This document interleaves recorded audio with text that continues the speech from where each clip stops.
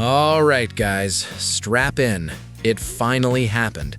A massive, fully detailed plot leak for the 8th and final episode of The Boys Season 5 has hit the internet. And if you thought the previous finales were intense, you have absolutely no idea what kind of absolute bloodbath Eric Kripke has cooked up for us. This is the total, catastrophic collapse of everything the show has been building toward for the last 7 years. Homelander, Butcher, Hughie, very few will make it to the end credits alive. The official title for the final episode is Sic Transit Gloria Mundi, thus passes the glory of the world. The spoilers here are of a cosmic scale, so consider yourselves warned. Let's get into it. The chaos in the city. The plot kicks off immediately after the disaster at Vought Tower. Billy Butcher went ahead and released the Supe-killing virus, but it mutated after bonding with his black tumor, turning into an airborne, highly contagious strain.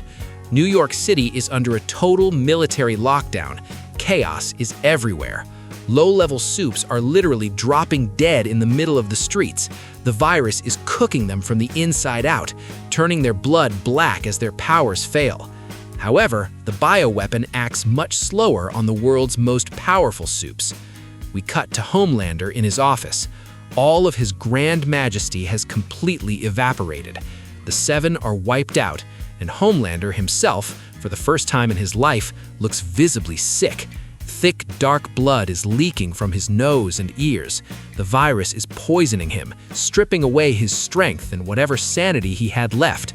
Homelander has absolutely nothing left to lose. He has no fear remaining, just pure primal rage, and he gathers the last of his strength for one final flight. But right before the main event, the leak reveals the fate of the Deep. The showrunners chose not to turn him into some tragic hero. The second Vought Tower begins to crumble, Kevin immediately switches into full cowardly survival mode. He abandons his leader and races toward the ocean, naively believing the virus will protect him from the apocalypse and that he can just ride out the apocalypse at the bottom of the sea. But the virus is already in his bloodstream.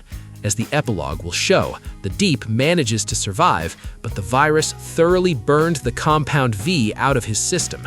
The man who spent his entire life looking down on humans becomes an entirely ordinary, pathetic nobody. Because of the permanent damage to his lungs and gills, he can't even swim properly anymore. But the absolute worst part? He can no longer hear the voices of marine life. The finale shows a forgotten, isolated Kevin working as a glass cleaner at a local aquarium, where the fish just stare at him blindly, and he can never speak to them again. It is the ultimate karmic punishment. We move directly to the centerpiece of the entire series. The clash we've been waiting for since episode 1, Butcher versus Homelander. They meet face to face amidst the ruins of a destroyed underground CIA bunker.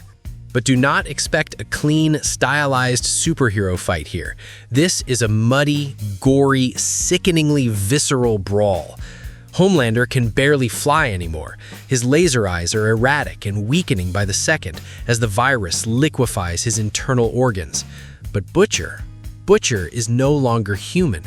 Even though he physically destroyed the tumor and got rid of the Joe Kessler hallucination back in episode 7, his body has been permanently altered. Massive, dense, black tentacles erupt from his back and arms, transforming him into a living, breathing monster. Homelander screams at Butcher, blaming him for destroying their country and ruining the future they could have built together with Ryan.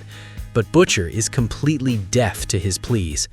A heavily weakened Homelander tries to land a desperate final blow, but Butcher's tentacles pin him brutally to the ground.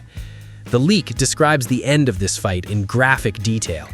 Billy Butcher uses his bare hands to literally rip Homelander's jaw apart before completely obliterating his brain. The most terrifying Supe in human history is dead, lying in a puddle of his own black blood. The screen holds a heavy, silent pause. The audience is supposed to feel a sense of relief, but this is exactly where the show delivers its most vicious gut punch. The Butcher twist. Butcher stands over his enemy's corpse. The surviving members of the boys arrive at the scene: Hughie, Annie, Kimiko, and young Ryan. Hughie takes a step forward, believing the nightmare is finally over. But then Butcher turns around, and a horrific truth dawns on everyone. Yes, Billy killed Kessler as a hallucination, but Kessler's venom completely poisoned his mind. The concept of total genocide has now become Butcher's own personal obsession. He announces that he intends to activate Vought's global aerosol distribution system to release a massive lethal concentration of the mutated virus across the entire planet. Hughie, completely horrified, screams, "Billy, if you do that, every single Supe will die. All of them." And Butcher just looks at him and says, "Exactly, mate. That was always the plan." To him, Starlight and Kimiko are no longer friends. They are targets. This is when Ryan steps forward. Crying, the boy begs his adoptive father to stop, saying he always believed Billy was a good man. Ryan reaches out to hug Billy, and this is where the most devastating scene of the entire show happens. Billy, with absolutely no humanity left inside him, cold-bloodedly impales Ryan with a black tentacle, simply because the boy carries Homelander's blood. Becca's son dies right there in Hughie's arms.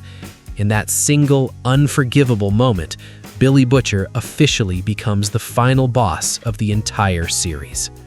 Butcher heads straight for the control panel of the distribution system. Annie and Kimiko try to stop him, but they are far too weak from the virus hanging in the air. Butcher effortlessly bats them aside. The only person left standing who is completely unaffected by the bioweapon is Hughie Campbell, the most ordinary, vulnerable, and human member of the team. And this is where the show mirrors the iconic, tragic climax of Garth Ennis's original comic book. Hughie chases Butcher down. A brief, heartbreaking struggle ensues. Hughie takes a brutal beating but refuses to stop crawling forward. Eventually, the two of them plunge from a high ledge.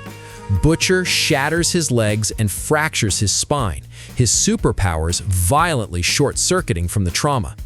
He lies there, completely paralyzed, as Hughie kneels over him, clutching a jagged piece of metallic rebar. Butcher looks up at Hughie, and in that final moment, the madness briefly recedes from his eyes. He looks at Ryan's body, looks at the ruined city, and finally realizes what he has become. He stares at Hughie and says, "Come on, mate, finish it. You know I won't stop. Do what you have to do." Hughie is sobbing, screaming that he doesn't want to do it, that Billy was his family. But knowing that the lives of Annie and the rest of the world hang in the balance, Hughie makes his choice. He drives the weapon down. Billy Butcher dies with a faint, relieved smile on his face. He is finally going to see Becca. As for Hughie Campbell, in that exact second, his innocence is permanently gone. He saved the world, but he had to murder his mentor to do it. And that is the grand finale, guys. Let me know down in the comments what you think about this ending. Did Butcher deserve his fate, and was Hughie's final choice right? Make sure to drop a like, hit that subscribe button, and I'll see you in the next breakdown. Take care of yourselves, and peace.